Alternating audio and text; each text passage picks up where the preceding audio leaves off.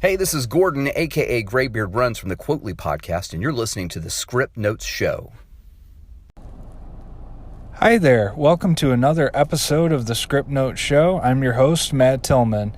For this week's episode, I just wanted to talk about how we can go about getting more financially organized, because if you think about it, social media, bank accounts, subscriptions, credit cards, you name it, you probably have a login for it. But here's food for thought though. While none of us ever really want to ponder what might happen after we shuffle off this earth, there will be those left behind that may have the inevitable task of needing to handle your finances, logins, and more.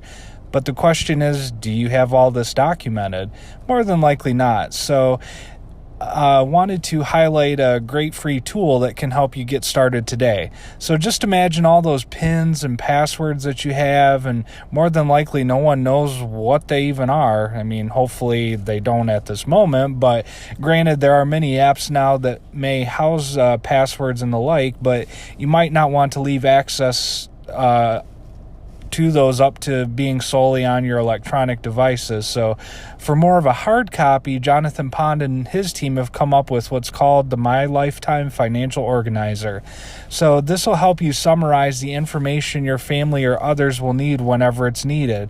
The organizer will also help you set your records straight, all in one location. It's confidential, easy to download and use, and best of all, it's free. Again, it's something none of us really ever want to think about, and I certainly don't receive any compensation for promoting this, but merely believe in the importance of solid record keeping, and also how important it is to make sure things are organized as possible for your loved ones or those who may have to eventually look after your affairs. So make sure you click on that link today and get started if you haven't already in some shape or form.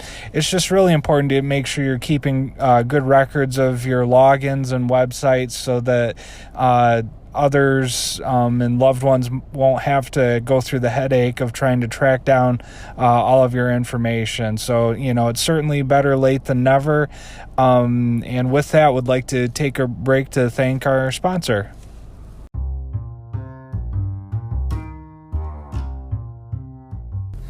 Today's show is brought to you by Audible. Audible is offering our listeners a free audiobook with a 30-day trial membership. Just go to audibletrial.com/scriptnoteshow, that's all one word, Script Note Show, and browse the unmatched selection of audio programs. Download a title free and start listening. It's that easy. Go to audibletrial.com/scriptnoteshow to get started today. Why Audible? Audible content includes an unmatched selection of audiobooks, original audio shows, news, comedy, and more from the leading audiobook publishers, broadcasters, and entertainers. And so what we enjoy most about Audible is being able to not only save time, but also money as well with a membership. And you can enjoy books like one of our favorites around here, You Need a Budget. So make sure, again, to go download your free audiobook today at audibletrial.com/scriptnoteshow. Again, that's audibletrial.com/scriptnoteshow for your free audiobook of your choice today.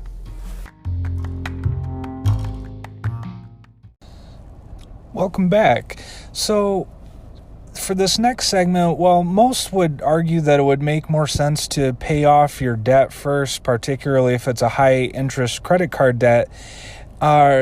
Earlier in this week, I had put on our site, could a case be made to also increase your savings as well? So I shared a post from Jonathan Pond, who writes for his Ponderings newsletter.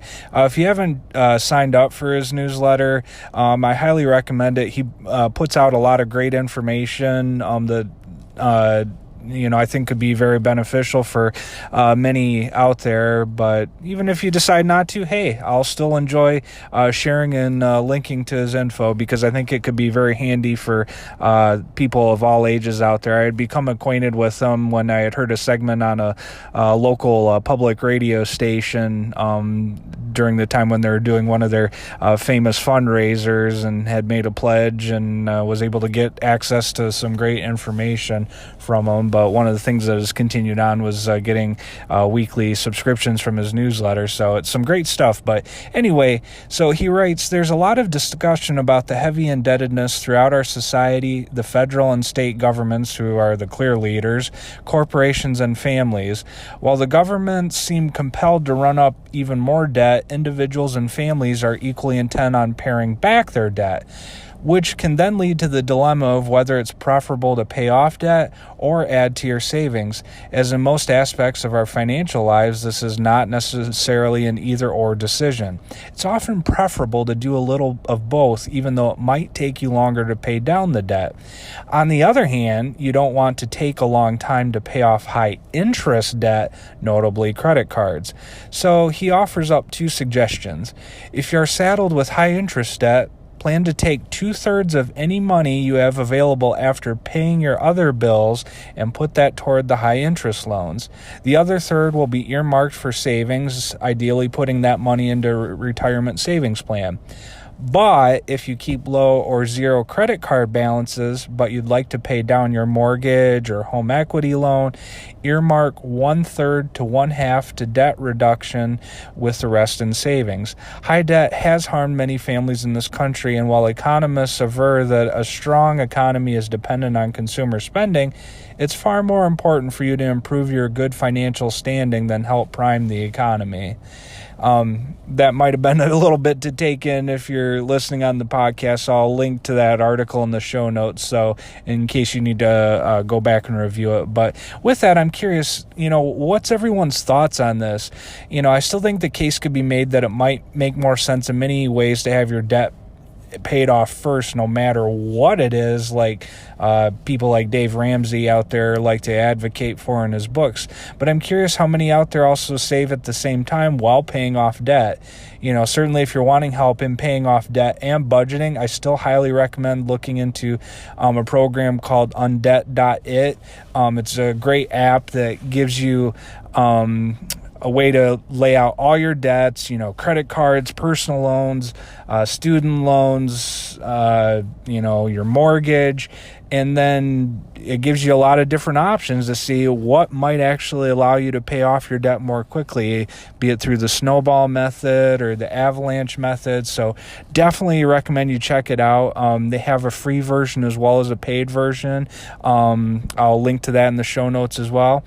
And what's even cooler is it links with the budgeting software You Need a Budget, where you can sync both those up at the same time. So as you're entering in transactions onto YNAB, you can sync that over with your debt payoff plan. So it's pretty cool. And if you haven't checked out YNAB already, I'll also put a link in the show notes where you can get a free 34-day trial. And I've used the software quite extensively. Absolutely love it. So, certainly if you haven't tried it out before and have any questions, let me know. And with that, would like to take one more break to thank our last sponsor. Finally, today, would like to just ask, have you ever been to Starbucks? If so, raise your hand. Well, not if you're driving, of course, but certainly if you've been to Starbucks, you've probably heard of their Starbucks Rewards loyalty program. It used to be you would collect so many amount of stars, and then once you'd accumulate 125 stars, I believe it was, you could get a free drink of your choice, be it a regular coffee or one of their famous espresso drinks, you name it, that's what you could redeem it for. And usually as you would accumulate those stars, you would be able to obtain like a gold level over time and so on. And then they'd always have different offers as well to kind of be able to get like a star boost. So if you purchased a drink so many times, you could get 100 stars and so on. So, but recently I wrote about how at the time it was a rumor that Starbucks would be potentially making some changes to their rewards program.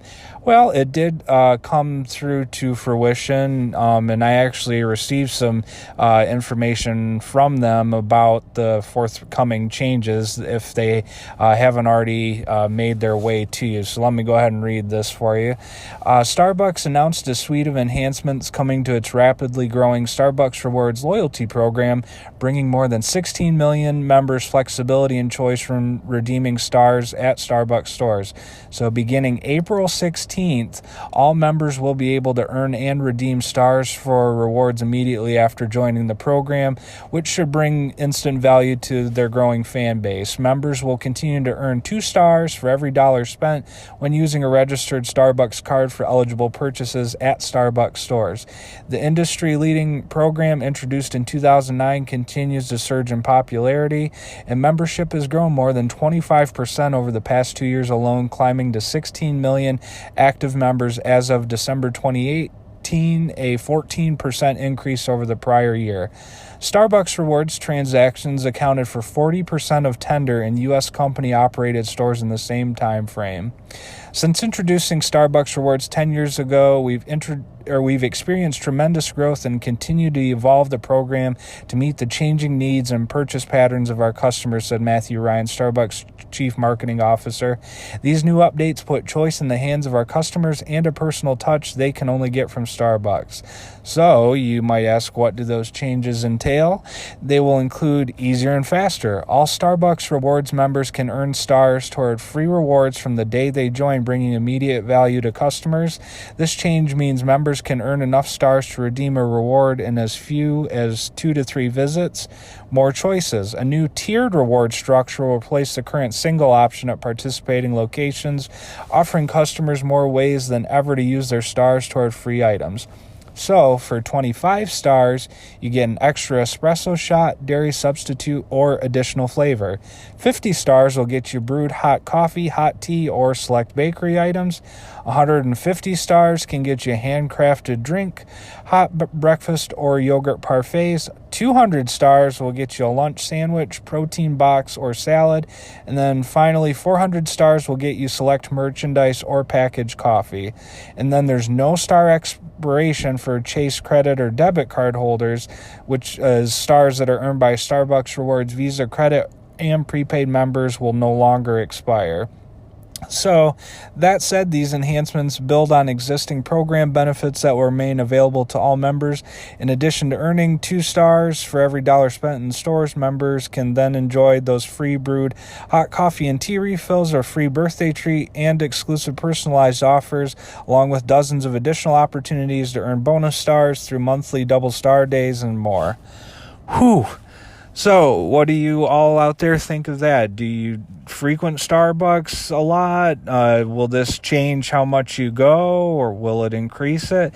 I know for me, frequently, I know I usually just tend to enjoy their regular coffees more, so I might actually see more benefit from this program with not having to redeem as many stars for a regular coffee. So, was just curious what you guys out there listening think of the new changes. I'll put a link to this in the show notes as well as update our original article on the site with this information, so it can be a great reference for you guys as well once Starbucks does release these changes out. So with that, that's it for this week's episode. Thank you as always for listening, and certainly if you have any feedback and we'd love a review on Apple Podcasts. It's a great way to be able to get the word out about the show, and certainly if there's anyone you think might enjoy the podcast as well, feel free to share it on social media.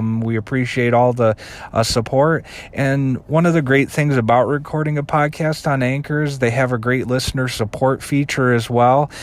So if you're open and willing to continue to support the program, we'd really appreciate any support through this link. While we certainly always appreciate our sponsors and advertisers, would love to open this up to those of you out there, especially I'd love to highlight if you have a small business or a product or service that can save consumers time and money. Would love to highlight that. So if you're willing and open to making a contribution to the podcast, we would give you certainly recognition in a future episode to our growing listener audience out there. So would certainly appreciate that. And as well, if you're open to it, would love to have you on the show as a co-host as well. Anchor makes it really easy to record with others out there, even if you're not in the same area. So definitely reach out to us.